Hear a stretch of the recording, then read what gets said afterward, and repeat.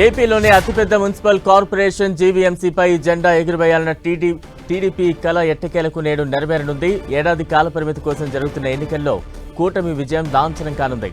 Mayor అభ్యర్థిగా floor leader Peela Srinivas పేరును TDP అధిష్టానం ఖరారు చేసింది. పార్టీ బి ఫామ్ను పీలాకు అందజేశారు నగర పార్టీ అధ్యక్షుడు గండి బాబ్జీ.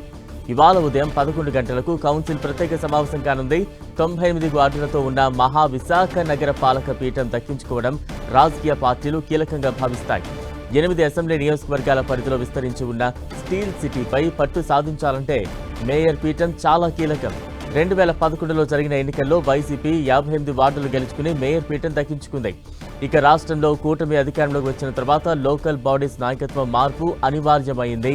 ఆ జాబితాలో జీవీఎంసీ చేరగా అనూహ్యమైన రాజకీయ పరిణామాలు, క్యాంపు రాజకీయాలు జరిగాయి.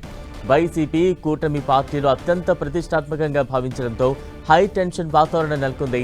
మ్యాజిక్ ఫిగర్ 74 కోసం ఆఖరి నిమిషం వరకు ఊగిసలాట కొనసాగడంతో ఫలితం తీవ్ర ఉత్కంఠకు గురిచేసింది.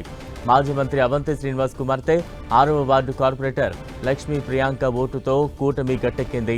అవిశ్వాస తీర్మానం నెగ్గడంతో 4 ఏళ్ల గ్రేటర్ విశాఖ మేయర్గా పనిచేసిన గొలగాని హరి వెంకట కుమారి పదవిని కోల్పోయారు.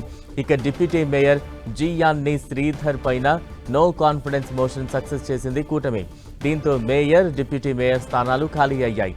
ఎన్నికల సంఘం నిబంధనల మేరకు ముందుగా మేయర్ ఎలక్షన్ జరుగుతుంది.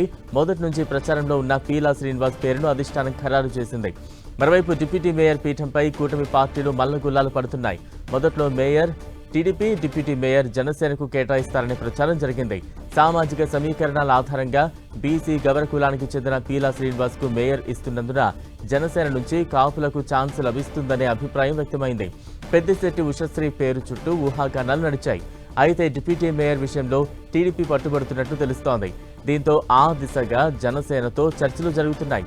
ఇరు పార్టీలు ఏకాభిప్రాయం సాధించగలిగితే డిప్యూటీ మేయర్ సైతం టీడీపీ కోటలో చేరుతుంది. టీడీపీ కార్పొరేటర్లు గొలగాని నాగవేణి, మొల్లి హేమలతల్లో ఒకరికి ఛాన్స్ లభిస్తుందనే ప్రచారం అయితే జోరుగా సాగుతోంది.